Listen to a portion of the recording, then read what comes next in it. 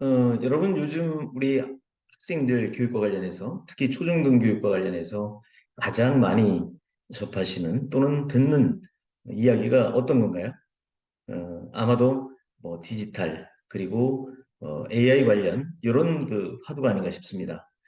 사실 저도 이 검정교과서협회에 와서 이제 앞으로 향후에 지금 현재 발행되는 서책형 교과서도 잘 만들어서 적기에 제대로 학교에 공급을 해주는 역할도 좀 더 혁신적으로 해 나가겠지만 이제 우리가 2005년도에 바로 디지털 교과서를 몇 종이 될지는 모르겠습니다만 그 한 개는 아직 발표가 안 됐거든요. 그래서 만들어서 학생들 곁에 배급을 한다, 공급을 한다. 이런 게 이제 정부의 이제 그 계획이거든요. 그래서 우리 그 77개 회원사들도 거기에 발맞춰서 디지털 교과서 개발을 위해서 이런저런 아이디어와 그다음에 여러 가지 방안들을 강구하고 있습니다. 그래서 이제 구체적인 계획이 나오면 거기에 맞춰서 일정에 맞춰서 진행이 되겠습니다만 중요한 것은 왜 디지털 교과서를 만들고 디지털화 돼야 되느냐 교육이 요거를 좀 생각할 필요가 있다는 얘기죠.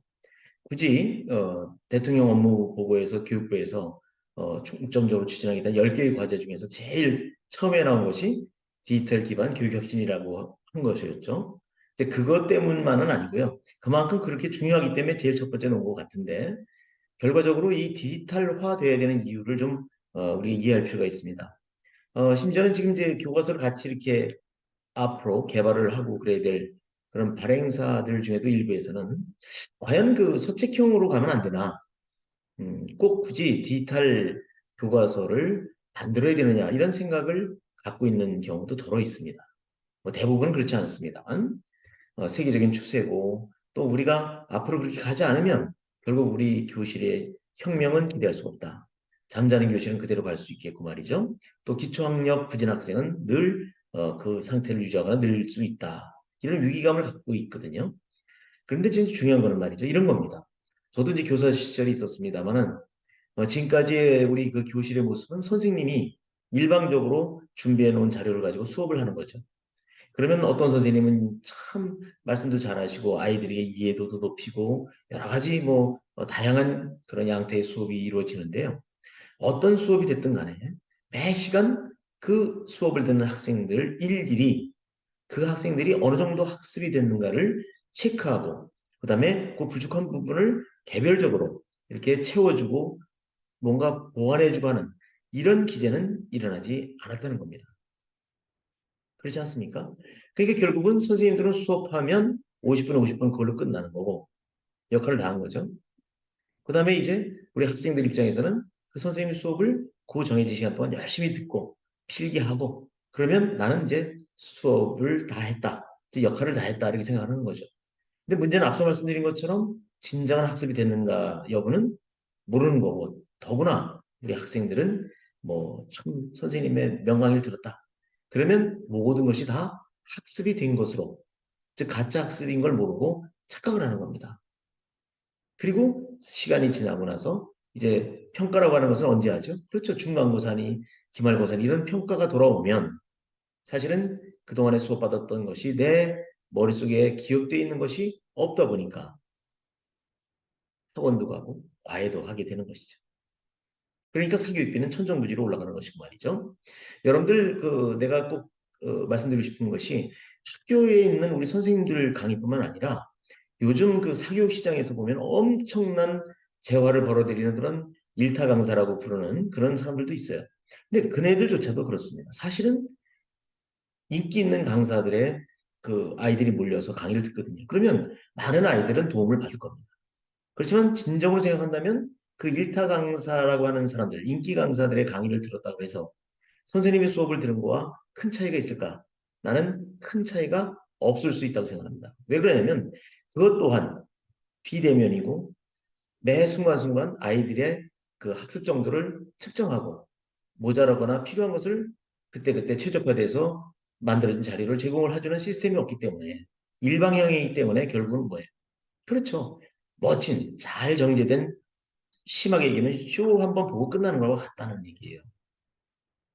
그중에 뭔가 잘 그 받아들이려는 학생들은 많은 도움도 받고 그러니까 또 그만큼 학생들이 그 열광하는지도 모르겠습니다만 중요한 것은 그 양태는 똑같다는 거죠. 그런데 이게 디지털화되면 결국 쌍방향이 이루어지고 그리고 한 반에 여러 명의 아이들이 있어도 다 각자가 수준이 다르기 때문에 그것을 인공지능이 파악을 해서 결국 그 아이에게 필요한 수준의 문제라든가 개념을 제공해 줌으로써 혼자 스스로도 자기가 학습을 할 수 있고 결과적으로는 모든 학생들이 완전 학습이 될 수 있는 이제 그런 것이 가능한 것이 바로 디지털 바로 화의 뜻이다. 그러니까 디지털을 기반으로 한 교육 혁신은 그렇게 이루어져야 되고 그런 필요성 때문에 절실한 것입니다.